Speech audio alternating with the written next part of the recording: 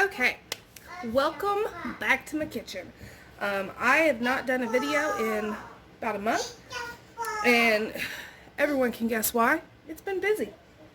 A lot of stuff going on, but I wanted to bring you along for a video, and since I'm going to be stuck in my house, I'll probably get a lot more videos out.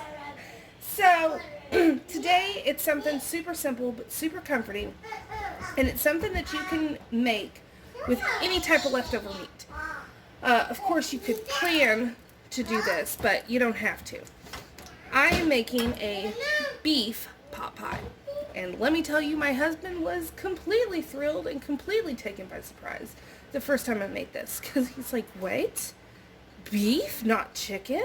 Yes, you can use any type of meat in a pot pie. I've done it with chicken, I've done it with turkey, I've done it with beef, I've done it with corned beef. Anything your little heart desires. The only thing that I change up are my spices depending on the type of meat that I put in. And then, of course, I do my vegetables according to A, what we like, B, what we have. So, today, like I said, it's a beef pot pie. And this is also freezer friendly. You could freeze it before you bake it off if you wanted to go that route. But it's just a great way to use leftovers. Super fabulous. It's like an upgraded shepherd's pie, because shepherd's pie I always do when I have leftovers. It's great. So, in the bottom of the small pan, I have some garlic olive oil that's heating up. I'm going to go ahead and throw in my small onion.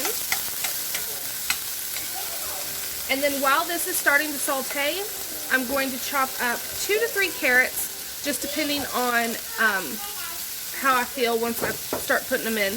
And then I also have 2 potatoes, russet potatoes. So I'm going to get to chopping, get this going, and then I'll bring you back. Okay, so, excuse me.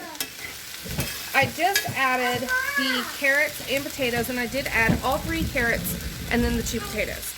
So now I'm going to season with some pepper, and we like pepper, but this is all to taste.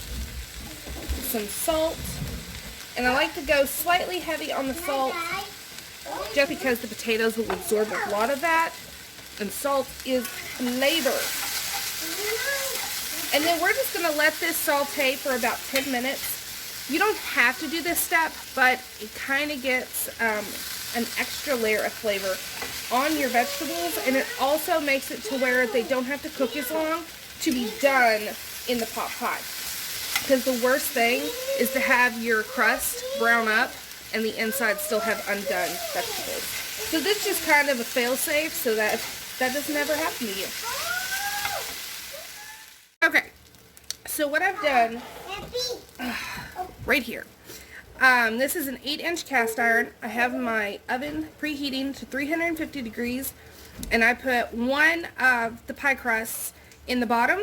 If you didn't have enough pie crust, you could omit the bottom layer. And then I just put down all the meat that I had. Beef, I was able to do heavy on beef today. If for some reason you don't have a lot of meat, go heavy on your veggies, and it compensates. They even each other out. So I put my meat on the bottom, and then half the veggies. Now with this half of veggies, we're going to make our gravy. So about a tablespoon of butter.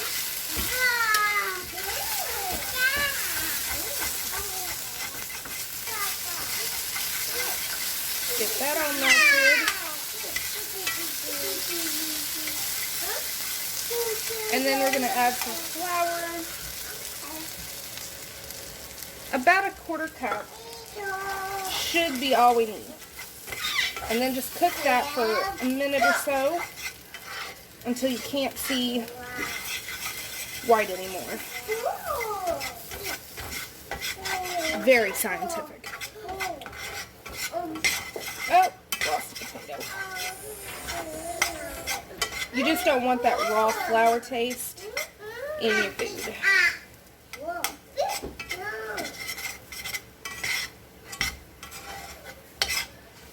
Okay. So now I'm going to add some whole milk. about a cup. And we're going to see where our thickness level is. Also, I'm going to add some thyme and some parsley. Ah! Who did this? Who did this? That's okay. I'll make it work. I completely forgot that had that kind of top on it. Okay. So this is a green sauce. It's alright. Parsley's good. Can never have too much parsley in my opinion. Okay. So this is on medium heat. Ooh, that's a lot of parsley. It's on medium heat. And I'm just going to keep stirring until it starts thickening up. Okay, so you can see that it is thick. And that is how we want it because I now have some of our juice from that roast that I made. And you could use chicken drippings, whatever you had, whatever type of meat, or you could use broth, or you could use water. That was actually chicken bone broth that I put with the roast, so it has the chicken flavor and it has some beef drippings in it. And let me tell you, it's fabulous. All you wanted, that was, as you saw, that was about 3/4 of a cup. But you just want to do it until it's the consistency that you want. I like to have it slightly loose just because it is, yes baby, I see. You want to roll? Just because it thickens up once it cooks. So you don't want something that doesn't have any juice in it, but you want butter with it? There you go. But you also don't want it to be too runny. So you don't want too runny, you don't want too thick, you want just right. Here, share with your sister. There you go. You're welcome. Okay. Now that I have butter on my hands, let's turn the heat off.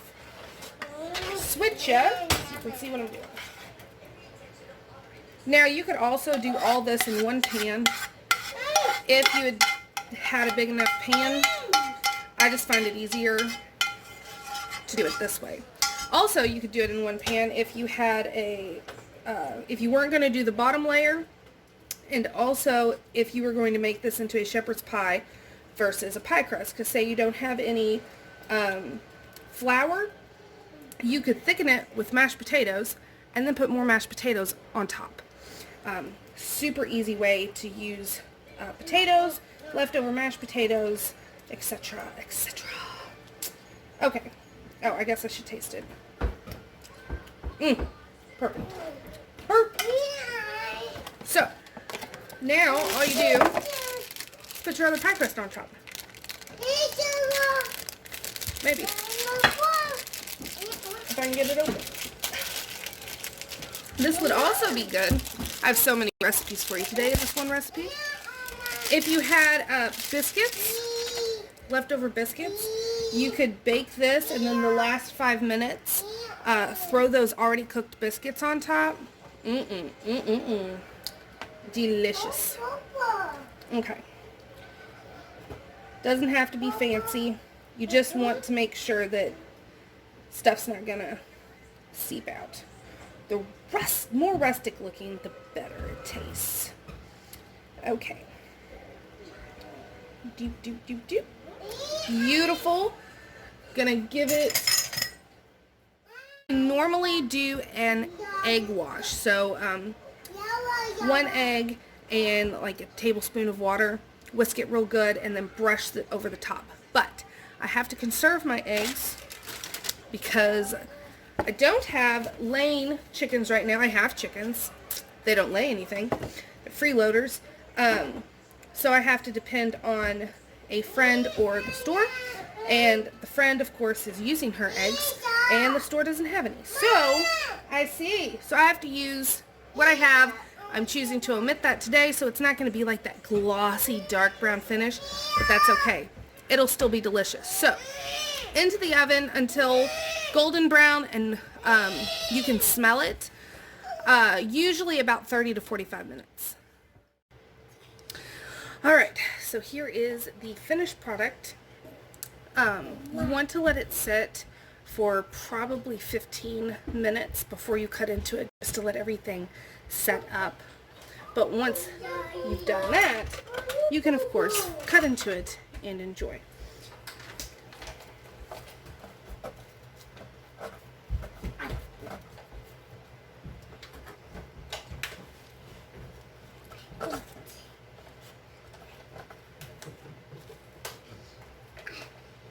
Now this is only sat for 5 minutes, but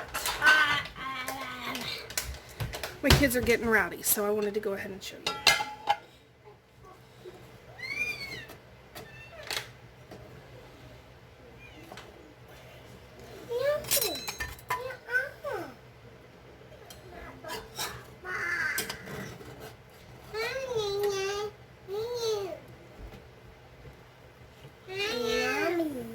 Yeah, yummy.